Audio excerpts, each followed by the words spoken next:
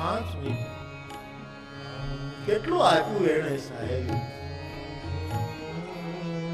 એનો બદલો કોઈ દિવસ માંગ્યો નથી. એને ખાલી સ્મરો.